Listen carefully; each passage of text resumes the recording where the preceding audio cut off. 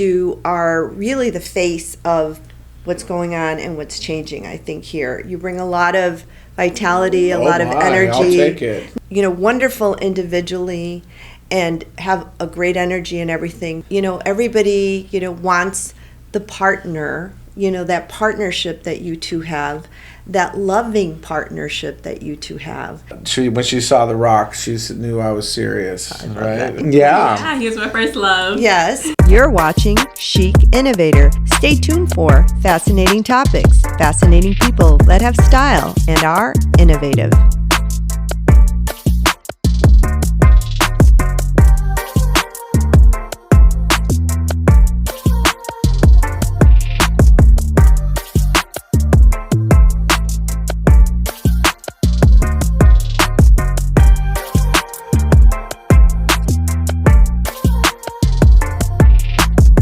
All right, you guys, I have to thank you for being here. I have to tell the audience, so we were talking a little bit, it is a Sunday. Yeah. And I want to thank you for taking the time. You know, I know there's Lollapalooza that's going on out there. When we set the date to record, there's so much going on in Chicago. For those of you that are watching from someplace else other than Chicago, in Chicago during the summer, we pretty much have something every single day, don't Literally, we? Because yeah. we hold on to the summer for dear life, because when it's cold here, it can get like 25 degrees below zero. And so when it's warm here, we hold on. Yeah. And Summertime shy. Come Yeah. on, man. Yeah. No other better place in the world than summertime. No, we've got the lake, we've got all kinds of festivals and everything, but thank you. And we've got you Well, too. thank you. We've got you too. Thanks for having us. I am out a little bit, as are you two, and I love it because I get to see you out and about as a couple. You're both, you know, you bring a lot of joy when you come in, although the other day I was yelling for them not to let you guys in. I was joking. Like, no, but you bring so much joy. There's so many, you know, events now. Chicago is really thriving, you know, with regards to fashion. I was glad to hear you thought it was kind of thriving with regards to what you're doing now, but it's changing. And you two are really the face of what's going on and what's changing, I think, here. You bring a lot of vitality, a lot of energy. I'll take it. No, Thank you. I really, I love seeing the two of you. And I did want to get you two together. You two are, you know, wonderful individually and have a great energy and everything. But I've got to tell you, I have a lot of girlfriends, a lot of male friends, and a lot of times we'll go out, we'll be out and about the Gold Coast, sitting, talking, people watching. And the big discussion a lot of times is the fact that when you have two big powerhouses, it's hard for people to couple together. Okay. You yeah. know, it's not that easy, and you know, everybody, you know, wants the partner, you know, that partnership that you two have, that loving partnership that you two have. And so I want to talk to you a little bit. I'm going to put you guys maybe a little bit on the spot, Bring but it on. I want to talk to you a little bit about how that works. By the way, we heard the story about the engagement. Yes. And you surprised her, which I Yes. bet it's hard to surprise her. Well, My spider sense. I'm pretty- Because she's got a good instinct. I'm I pretty know she's got a good good at instinct. surprises, I feel like, because I'm a pretty gregarious person in general. So I don't think she knows when I'm kidding. Sometimes it's, you know, it's a good thing. They don't know when you're kidding and when you're serious. But no, when she saw The Rock, she knew I was serious, right? Yeah.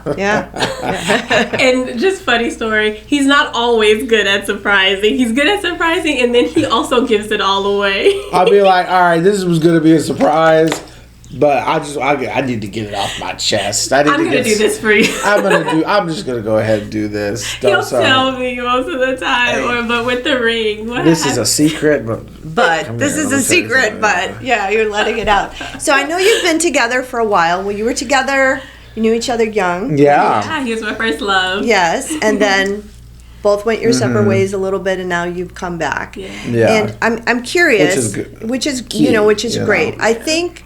Tell me, what are some? You tell me first, Brian. What are some maybe 3 things that are the foundation for the relationship that you two have? Maybe in values, with regards to values. we've known each other a long time, you know, and there aren't a lot of times in life where you get a second chance, where you look back at your life and you say, you know what, I wish I could have done that again. So as you guys probably already discussed, we did date back when we were much younger and hadn't quite figured things out yet. So when we came back the second time around, so first piece of advice I would say is try to grasp what's important in your life and realize how meaningful certain things are. So fortunately for us, we got a second chance. So I guess what I'm trying to say is try to take a step back and appreciate what there is or what it could be. So appreciate each other. The second thing I would say is the little things, especially working together every day, and then being in a relationship. You know, there's a lot of little things in relationships that kind of break the whole thing down, when in the big picture, most of it is really not that big of a deal. So try not to blow things out of proportion, the little nitpicky things that, you know, may get on your nerves. So focus on the big important the big picture, but you. just try to take a deep breath sometimes and say nobody's perfect, and you know, we're going to work through this. And I have to have a little bit of grace right now, because she might be in a bad mood, I might be in a bad mood. But the other thing is, try to communicate about that a little bit. Check in and say, here's how I'm feeling. And that can alleviate a lot of potential conflicts. Yeah, I think communication is, you know, such a big deal, because a lot of times we try to keep it in or try to work it internally, and the other person doesn't know what's going on, and that can cause all kinds of other issues. So that makes sense. And the third thing I would say is go the extra step with something that your partner you know that's important to them. So Sharaun, you know, I feel like as opposed to, I mean, everyone likes gifts, right? But yes, everyone likes gifts. But there's also acts of service, you know, doing something that you know she's going to appreciate, that's going to help her out. We're big career people, so a lot of the stuff and these days everything's kind of career oriented, because when you're on social media and you're an influencer, everything's kind of tied together. So go the extra step. Yeah, no, I think those are wonderful things to bring up. But it is tough, because, you know, I think one's got to give and the other one's got to take, and then vice versa. And that doesn't always... Yeah, at times. Don't always want to do that, right? So, yeah. But there has to be balance. So sometimes I'm giving to you, and sometimes I'm receiving. Sometimes I'm giving. Same, you know, would you say so? Yeah, and I think that goes back to your question of, like, what are the foundational kind of values that are a relationship? And so, with that being said, teamwork, that partnership. Says so much. Yes. There's no like gender roles, hierarchy. Like, we're equals. We both celebrate each other. I'm sometimes his assistant and help him when he's on set and stuff when he needs it, or the producer to his stuff, or like whatever he's needing. You know, sometimes I'll fill those positions, and sometimes it's switch. Like, we both play different roles and are there to just support each other. We're a team, and I think that's what's key. Yeah, and you know what I've seen a lot, especially with couples that are working, where both individuals, you know, have a great amount of personal power, is that, right? Is that they want to work in teams, and one is willing to give and support the other.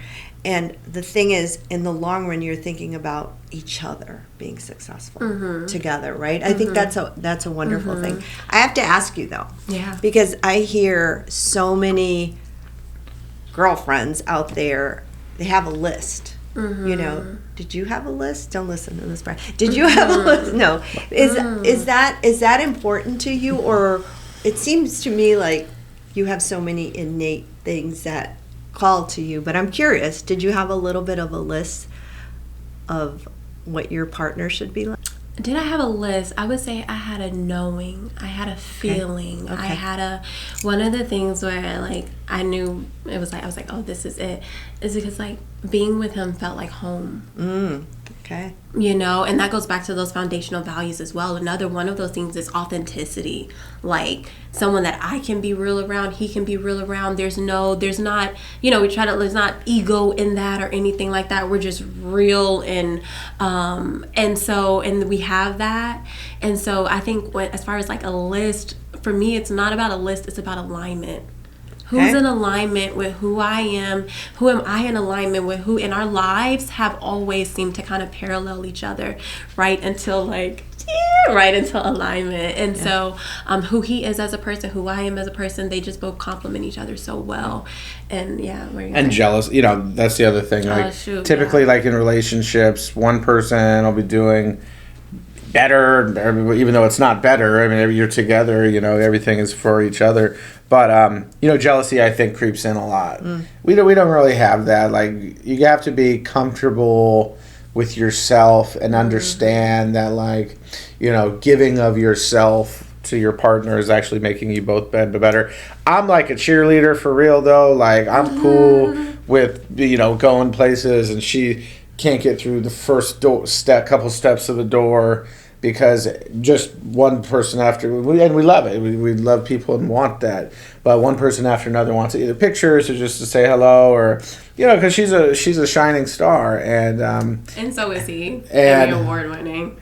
But I'm all for it. You know what I mean? I'm here for it. Well, what I noticed about you two, and I've noticed this, I mean, today and every day when I see you, you both admire each other so much. Yeah. And that is so wonderful. I think, you know, that is something that I'm observing and I'm sharing with you, men and women, because, you know, people are looking, is when you find somebody that you admire and then admires you back, that energy is incredible. That's that alignment. Exactly. Right? That's that alignment. Especially coming after a time when you've done the work to, like, get in alignment with yourself and love yourself. The person I'm with better reflect that and better love me too, and love himself. And two, the what I admire about him is also what I admire about myself as well, is we've both been on a journey and we've both taken the path, you know, in our time separately, we were both growing as individuals. I was growing as a woman and I knew I needed to do that individually, and he was growing as a man, and he worked through so much stuff to become the man that he is. And so I admire all the physicality and isness of him, and more than anything, his soul. And he admires that about me too. Like, the most compliments I think we give each other are those, like, you're so sweet, you're so special, you're so unique, and like, and it's like, it's about our soul and who we are. And it's a deeper level. It's a deeper level. I'm curious though, because obviously everybody goes through tough times, especially, you know, when you're a couple. Can you share with us just one time, you know, that both of you, you know, were having a hard time? How did you deal with it? You know, if you don't want to go into too much detail, but how did you deal with one of your tougher times? I mean, I think we like, there's always challenges and stuff in relationships and stuff like that. Even with, like, you know, transitioning and coming back here and all the different working things out, figuring stuff out. I think one thing is we're very positive people, and Brian's big on that, like, you know, good job, you know. And so even like just celebrating the wins, even in the midst of challenges. You know, challenges are there. Yeah, I was gonna say, don't mean to. Yeah, it's all about perspective and what you focus on expands. So challenging things can be going on, and we can energetically celebrate the wins. And the more that you do that, or anything, even just getting out of bed, like, good job, you got out of bed, you know, that gives you something to that helps fuel you through those challenging times. And I would say that as a couple that works together, you know, and obviously is together, that's probably one of the more challenging things, is to constantly, and you know about this, going to the events and, you know, having a long day, and then having, you know, but getting to go out, but you get tired, and you know, if you're, you know, as folks know, if you have 2 or 3 or 4 events like every night in a row, and you got to get ready. Yes. And you have to, you know, be, because it's a whole process. I know people think we're just out like having fun, but we're working. Yeah, and you got to, as women, beautiful women, you have to get ready, and you have to do your hair. And I take a long time sometimes. If we're late to events, it's because me, he's so patient. You know, and then traffic and all those things. That's probably, I'd say, one of the more challenging things. And then then you start working each other's nerves a little bit. Yeah. Like, let's go. I'm trying. Those kind of things. But before on your last question, I would say that I get a lot of friends ask me, what do you think, like single guys or single girls? I guess this advice could go to anybody. Like, I broke up with my girlfriend, or I don't have a girlfriend, or I'd like to settle down. As we get a little older, get in your 30s, your late 30s, that pressure kind of starts to intensify. What I did was, I was getting into my late 30s, and I started really working on myself, and it just became like a natural thing.